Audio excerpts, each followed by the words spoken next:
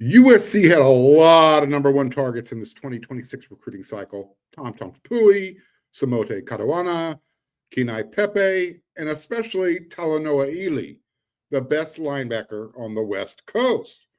Now, USC's coaching staff, they've got 4 walk-off home runs.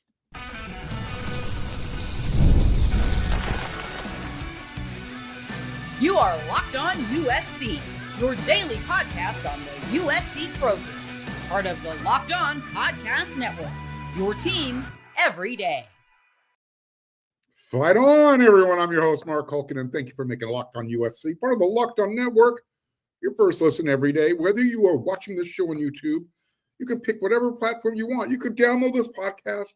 It's always going to be free, and I want you to always know how much I always appreciate your support.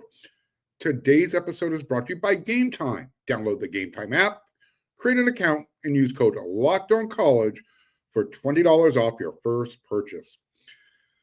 Lincoln Riley was not going to miss out on the West Coast best linebacker 3 years straight. Just wasn't going to happen. Wasn't in the cards. Let me put it this way.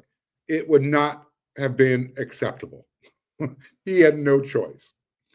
So on Father's Day, Scott Schrader and I, we work, when I'm not here on Locked On USC, never forget, I'm over there with WeAreSC.com, part of the On3 network. So we decided, you know what, let's go take a drive to Norco. Let's go check out Talanoa Ili, make his intentions known. I've been telling my everydayers on this show for at least 2-3 weeks now that Talanoa was going to use Father's Day to make his choice known. Well, USC finally got that linebacker they wanted and needed. 6'4", 225-pound linebacker, originally from California, now playing his high school ball at Kahuku High School in Hawaii. Chose the Trojans over the UCLA Bruins. And he said, here to continue the legacy. All praise and glory to the Most High. Fight on. And he gave a little bit more detail. I got a lot of quotes from the day. When he made his announcement, he did it live on 24/7's YouTube channel. He says, I want to emphasize that being home is important. Things are changing, and college football is going to be highlighted in LA like it was back in the day. What excites me is playing with a bunch of guys that I've grown up playing with and against and competing for a national championship, playing for the tradition that USC carries, especially with the Polynesian culture. Excites me too. There's a long list of things that excite me about going to USC, but those are the biggest. Let me remind everybody, less than 6 months ago, USC wasn't even the picture. They were, barely even recruiting Talanoa Ili. I know, surprising, right? How can that happen? Especially after missing the past couple of years with guys like Madden Faremo. The year before that, Kingston Viliamuasa. You want to go the year before that? How about Junior? The young man who plays for Notre Dame, Nui Halamaka. I think I got that one out right. So yes, USC was missing out on the best guys in California, the best Polynesian linebackers, linemen. Well, like I said, up until about 6 months ago, USC wasn't even part of the picture. And that kind of all changed around their junior day back on February 1st. Back then, Oregon was the school to beat. When it came down to the end, Oregon wasn't even in the picture anymore. It was USC versus UCLA. So again, junior day is when things started to change.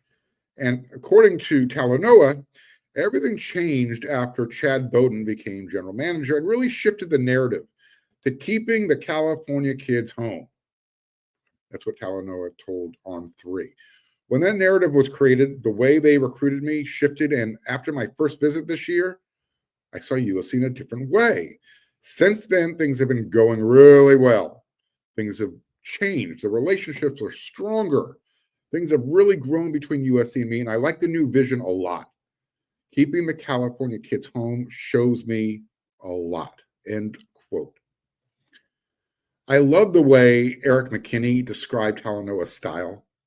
Again, Eric McKinney over there at WeAreSC.com. He wrote it this way. He plays with an old school linebacker mentality. and throws anybody and anything to the ground when he arrives to make a tackle. Okay, when you want to describe a linebacker, that's the perfect description right there. He's got the mentality to throw anybody and anything to the ground. That's how I want my linebackers described. So again, 6'4", 225 pounds. Here's the best part. He hasn't started his senior season of high school yet. He's still growing. And you can see the frame that he carries, how much weight he can probably add on. He can carry 245 to 250, 255 easily. Easily. And I don't think it will affect any of his athleticism. Extremely long arms. He not quite like those vines, that Eric Gentry has. But I think when he stretches his arms out, his fingertips are touching hash marks on both sides. Okay. A little hyperbole, but you get the point. Long arms. And again, he's got, as a football player, he has that athleticism I think is going to thrive in Coach Danton Lynn's system. If you watch his junior film, his junior season, when he was with Orange Lutheran, yeah, go check it out. Quick twitch, reacts very quickly. He's able to shed blockers. He gets to the ball carrier. And if you're looking for that lateral acceleration, he's got that Tesla 0 to 60 in like 2.6 seconds type of speed. He puts his foot in the ground and he goes. It's not a lot of churning to get up to speed. He gets up to speed within the first 2 strides. That's how good of an athlete he is. He said when it comes to his, USC's plans, how they intend to use him, I loved how he described himself. That it's going to be unpredictable, versatile. You'll see me all around the field. The young man is very confident, but here's the thing: when you talk to him, he doesn't come across arrogant in the least.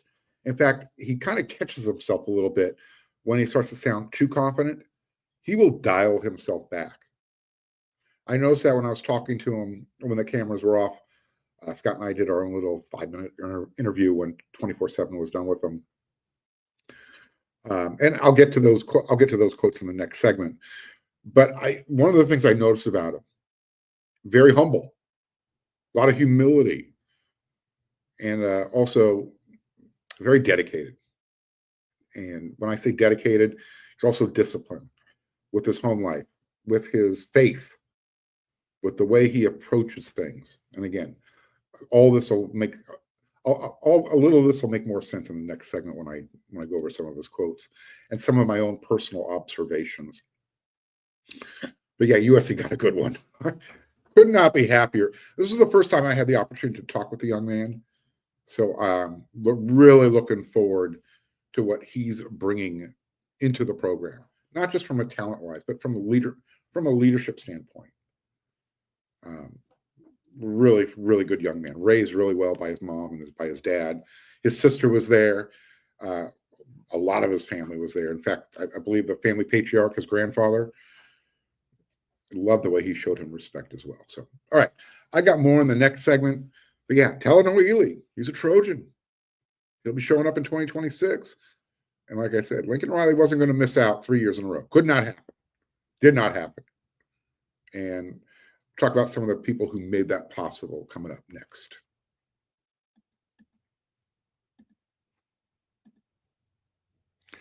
There is nothing like the NBA playoffs, especially the NBA finals. I remember back in the day, I used to love going to the games. I used to go back when the Lakers played at the Great Western Forum. Yeah, absolutely. I mean, when you're at those games, the intensity, the buzzer beaters, the fans just losing their minds, both directions, the good and the bad. It's the kind of atmosphere you have to experience live and in person. So if you want in on that experience, GameTime. Yeah, GameTime makes it fast and easy to get seats, even for the biggest playoff games, including the finals. And did you know prices actually drop the closer you get to tip-off? That's an advantage to you. So if you use GameTime, you're going to take advantage of some killer last-minute deals. You get panoramic seat views. You know what you're getting before you check out. And also, there's no surprise fees. I mean, GameTime, total game changer. Look, there's plenty of reasons to like Game Time. I'm going to give you two, my favorite two. Number one, as I mentioned, the panoramic seat view. You're going to know exactly what it's going to look like from your seat before you check out. Click on the seat.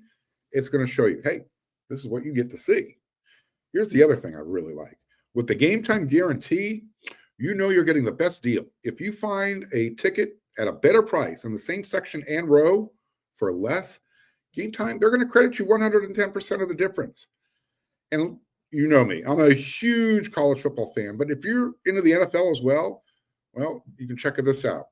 The schedule, it's been released. You can now start planning ahead, start purchasing those tickets to those future NFL games, and you can find seats as low as $100 thanks to exclusive discounts.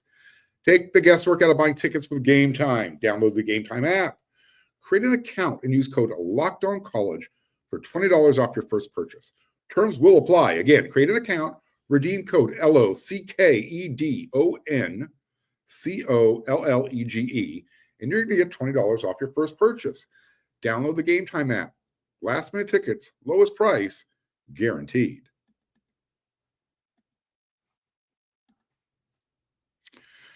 So I gave you some of the quotes from Talanoa as he was doing his announcement. Let me tell you something. Some of the best things to learn, the observations I learned from, I like to get places early, right? If you're not early, you're late. I love the moments that led up to his announcement.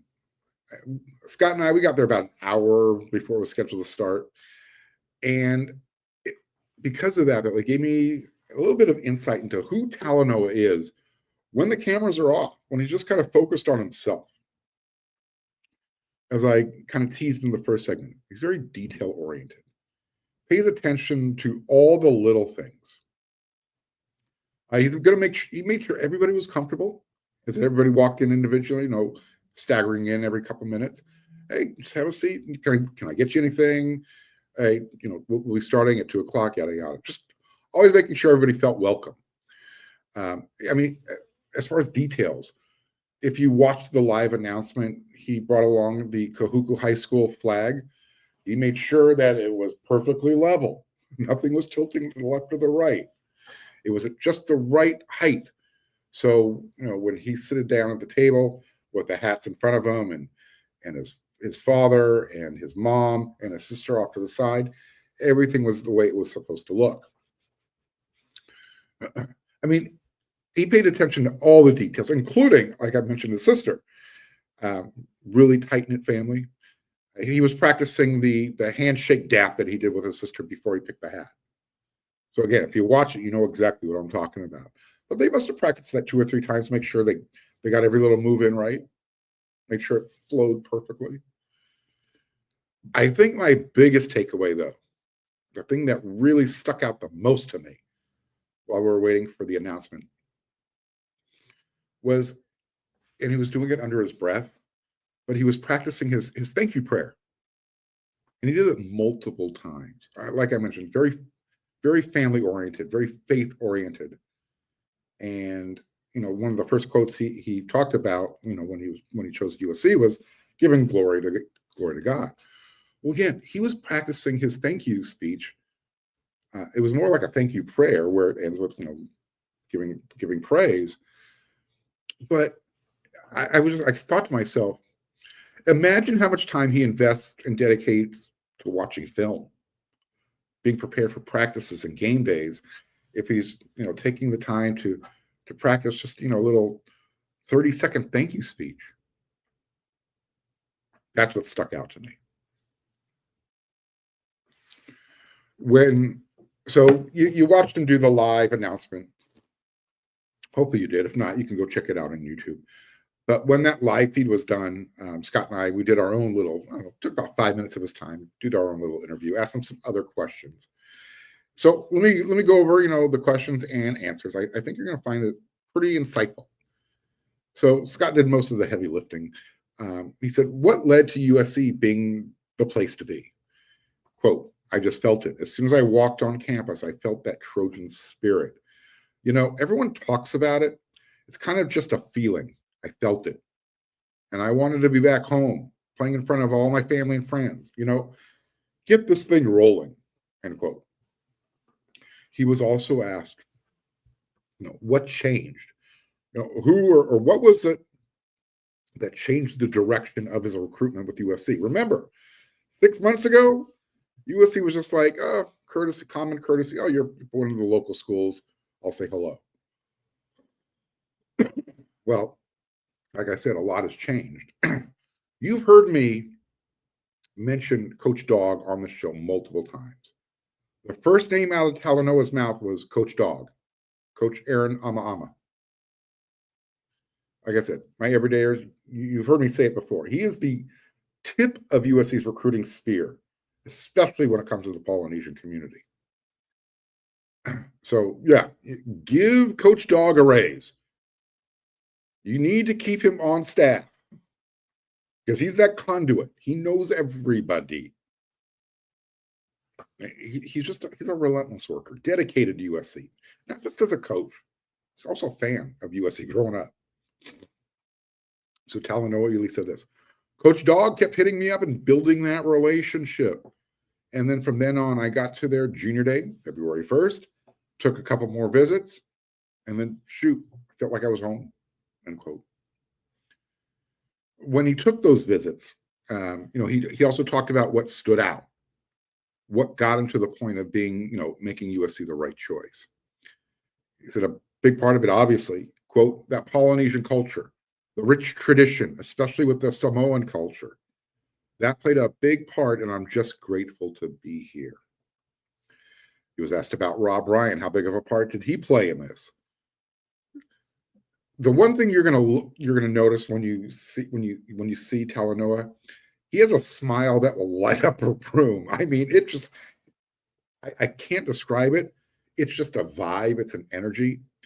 But when he started talking about Coach Rob, his face lit up like a Christmas tree. I mean, the same way you want your face to light up when you think about, well, now Talanoa, but remember when Ray took out Patrick Cowan, the UCLA quarterback? Remember how your face lit up? That's how Talanoa's face lit up when he's talking about Coach Rob. Quote, he played a big part. I can't wait to play for that guy and be one of his people. Those players that go far and have a good career, end quote. And of course, we were going to ask him, Scott got to the question before I did, but he asked him about the significance of number 55. As you know, on a previous episode, I talked about number 55, number 58, the players who wore number 58, before. You had guys like Ray Mayaluga, Lofa Tutupu. So he was asked, have there been talks with USC about potentially wearing the number 55? Yes, there has. But I'm just taking it slowly and, enjoying the process, and we'll see what happens in the future, end quote. So, like I said, I talked about the significance of number 55, or the significance of number 58 with the Polynesian linebackers who have played at USC. So I followed up the question. I asked him, I said, I asked him about his Uncle Wilhelm's influence on his life. His Uncle Wilhelm's wore number 58. And again, like I said, the second I got done asking that question, his face lit up with this huge smile. And he said, man, huge influence.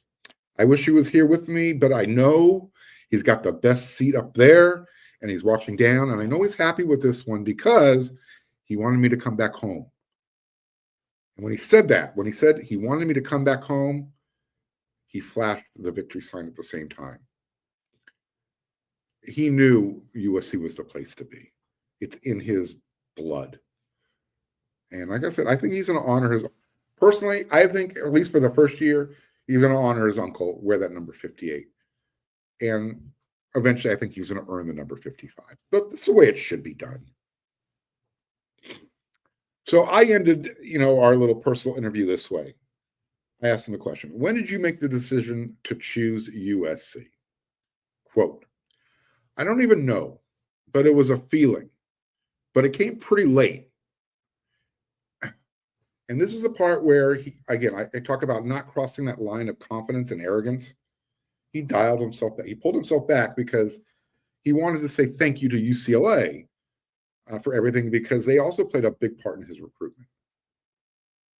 So it really did come down to USC versus UCLA, and he was kind of torn a little bit.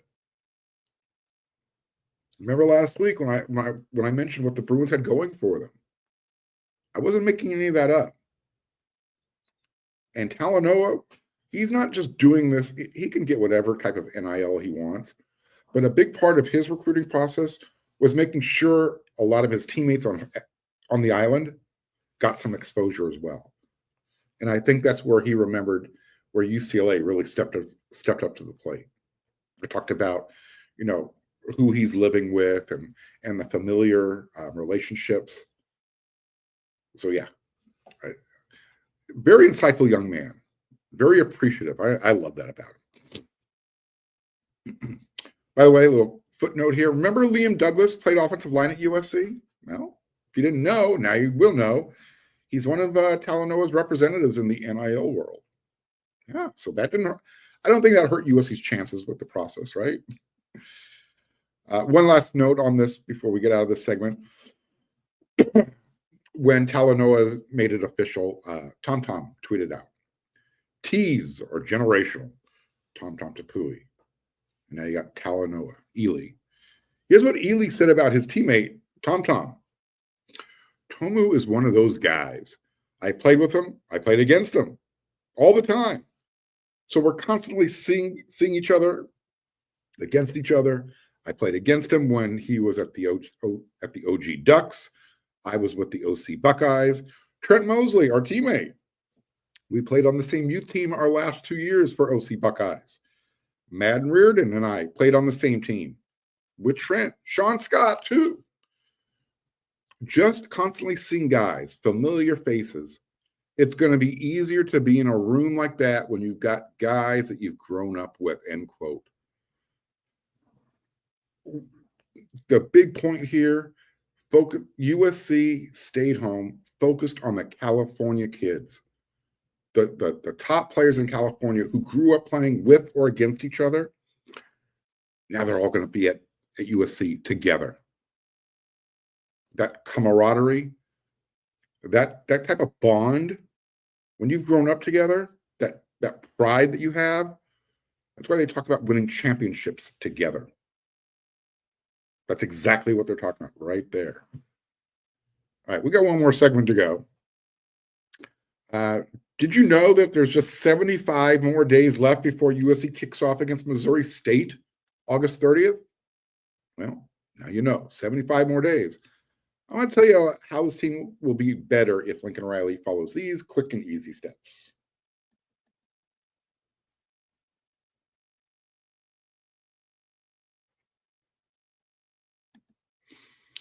So as I mentioned, 75 days. USC will kick off its 137th season playing college football.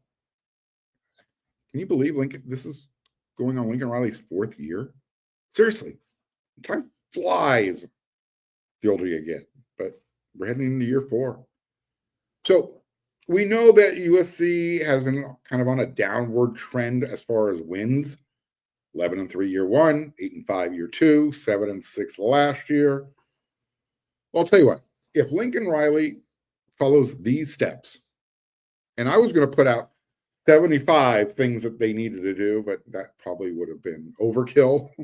I picked out a few key points that they should be working on over the next 75 days before they kick off. And if they do these things during the season, USC will probably be on the plus side more than the negative side, starting with protecting the quarterback. It's not so much that USC's offensive line has given up a lot of sacks. They've just been kind of loose. They forced the quarterbacks into being uncomfortable, getting off their spot, having to shift the pocket around. I mean, last year, USC, they only surrendered 15 sacks, but it was that pressure. And a lot of times when the quarterbacks were under duress, we know the decision-making falls off, right? Miller Moss, he was replaced with Jaden Mayaba after the 9th game of the season. A lot of it had to do with those poor decisions. those back, there's never a good time for an interception, but those late game pick sixes, yeah, those are tough. So better offensive line protecting the quarterback during pass protection, better decision making a quarterback. Lincoln Riley can have a huge influence on those two spots. Run blocking consistency. I can remind everybody that despite Woody Marks being USC's first 1,000-yard rusher since Ronald Jones Jr. back in 2017, despite having a pretty good rushing offense last year, they still struggled in those short yard and those goal line situations. The offensive line just needs to be better in those particular situational moments. Be a little bit more balanced. Yeah, you've heard me talk ad nauseum that I think Coach Riley needs to use the run game more. Just to give you an idea, run production last year. Here are just a handful of the teams that rushed for more yards than USC. And I think USC finished as a team with 1,889 yards on 366 carries. But Notre Dame, 3,200 yards, 5.6 per carry. That yards per carry average for USC, over 5 yards, like 5.15. So Notre Dame, you had Penn State with 32-37, 5.26 yards per carry.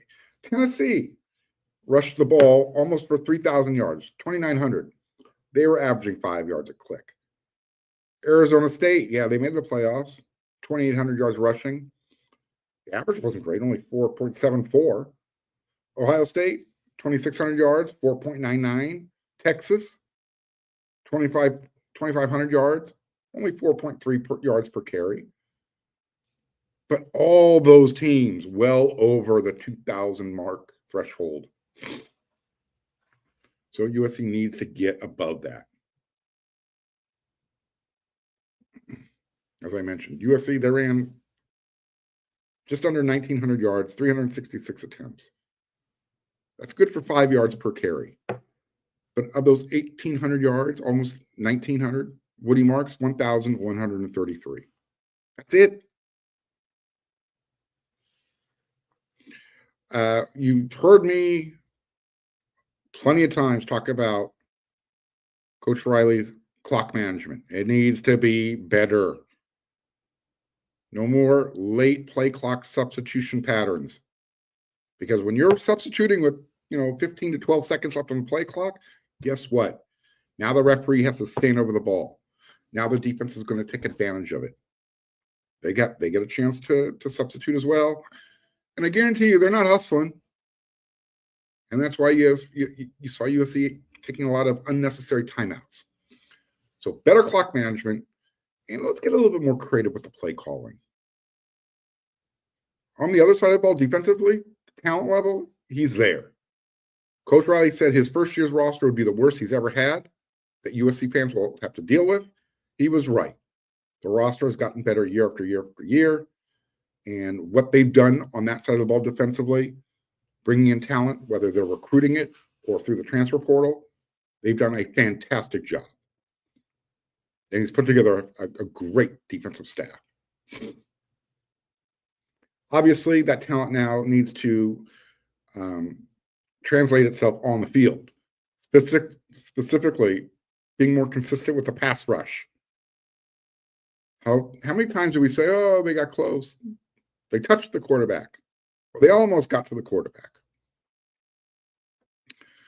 They need to find somebody who can get to the quarterback and generate some pressures and some sacks. I mean, you need somebody like Tuiapulotu. And they've got guys like Tuli. You got Anthony Lucas, Cameron Fountain, Braylon Shelby. You got a young Jakeem Stewart. You got Sean New and Eric Henderson. You've got the pieces. Now it's time to put it together. You brought in those two centerpieces. Excuse me, Keyshawn Silver, Jamal Jarrett from the SEC. Over 700 pounds. Now Kobe Pepe and Jade Abasiri and Devin Tompkins, they got some help inside. tackling fundamentals, they got better last year, but there were still moments. I mean, there were some missed tackles late in games. First one that pops into my head is that game against Michigan. Obviously, the linebacker play has to take the next step. But I know Talanoa, he's pretty excited about playing for Coach Rob Ryan. And when I watched the linebackers this past spring, guys like Eric Gentry and Desmond Stevens and Anthony Beavers Jr. and Jaden Walker, Elijah Newby, Garrison Madden. You're bringing in Tamir Robinson from Penn State, Matai Tagoai. There's plenty of bodies now. Now they just need to see the production. Obviously, you got to get back to creating more turnovers. As much as Alex Grinch's scheme was hard to watch, that first season when USC was creating turnovers, that wasn't hard to watch. That was fun. They took a precipitous drop-off. So they just need to meet somewhere halfway in the middle. Because that year one, when they led the country, I think that was kind of the exception to the rule. But they went the complete opposite direction the last couple of years. Meet in the middle somewhere, and everything will be fine. And then the last thing I would say, be a little bit more adaptive on defense. You're in the Big Ten. Kind of adjust to the offenses you're going against. If it's a run-heavy team, be willing to sacrifice the pass to stop the run. Make the other team's quarterback beat you. All right. We're off to a great start this week. Talanoa Ili is a Trojan. Oh, by the way, I will be at Elite 11 all week. I'm actually going to be on USC's campus Monday. So you're watching this episode today, first thing, 75 days before kickoff. Yep, there's something going on at USC. There's going to be some players. I might get some interviews. We'll see. I'll keep bringing the feedback on the next episode of Locked On USC. And again, I will be at Elite 11 all week as well. So bring you some news and notes from that. All right, we're done with Locked On USC today. Don't forget, get over there to wearesc.com. Scott Schrader, Eric McKinney, the whole staff put together a bunch of content for you with the whole Talanoa commitment. I'm giving you everything here as well. So until the next episode, everyone, you know what to do.